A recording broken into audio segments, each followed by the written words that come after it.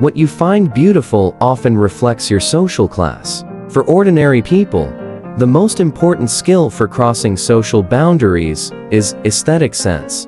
But the truth is, most ordinary people's taste is separated from that of the upper class by a kind of invisible wall. A friend of mine, who rose from humble beginnings, once told me she used to question the aesthetic sense of wealthy people. She said, "I really didn't get it. What's so special about a Hermes bag? Sometimes I even found their tastes a bit strange." I asked her, could it be that the wealthy people you met were just nouveau rich with no real culture? She shook her head.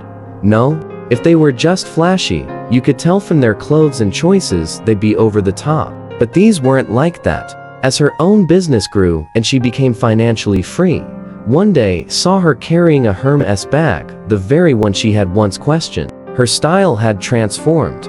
I asked, "So, you don't question wealthy people's taste anymore?" She laughed.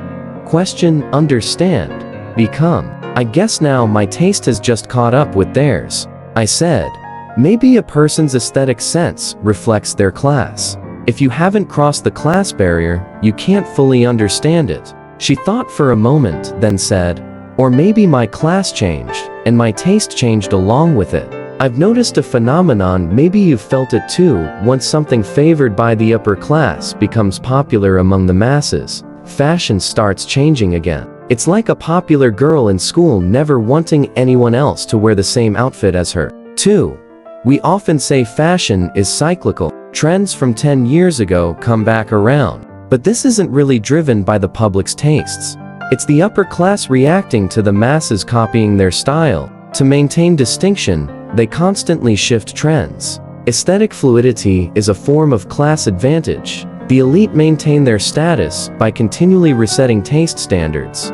Georg Simmel wrote in The Philosophy of Fashion, once a decoration is imitated by the lower classes, the aristocrats immediately turn to new forms. Aesthetic taste is like a city gate, closing as class boundaries are breached. Fashion is a tool of class competition. The upper class updates aesthetics to maintain distinction. So if the upper class leads fashion, it's always tied to profit. And the true style of the elite, ordinary people rarely get access. Fashion is an expression of artistic taste, and appreciating high art requires years of education and cultural exposure. This cultural capital allows the elite to use aesthetic symbols to signal status and uniqueness. Pierre Bourdieu wrote in Distinction, a social critique of the judgment of taste. Differences in taste aren't innate. They arise from education and social standing. The contrast between the vulgar tastes of workers and the pure gaze of the bourgeoisie is essentially a clash of class habits. The ability to appreciate art functions like a code. Only those with the right cultural capital can decode it. Most ordinary people, craving wealth and respect, chase these aesthetic trends. But no matter how closely they imitate, it only scratches the surface. They can't escape the reality of being poor. Yet not everyone is just imitating. Some people leverage this pursuit of taste to serve the wealthy, earning money and climbing their own way up. 3.So. Does that mean ordinary people's taste is bad?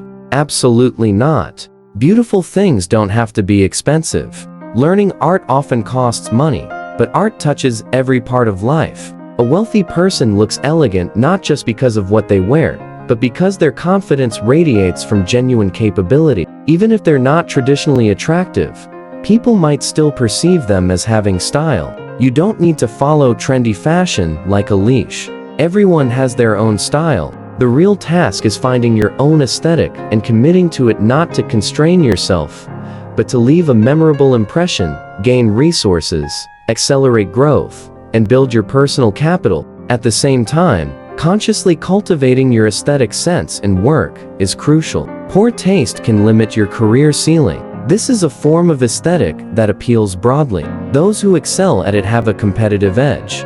Their business value rises along with their taste.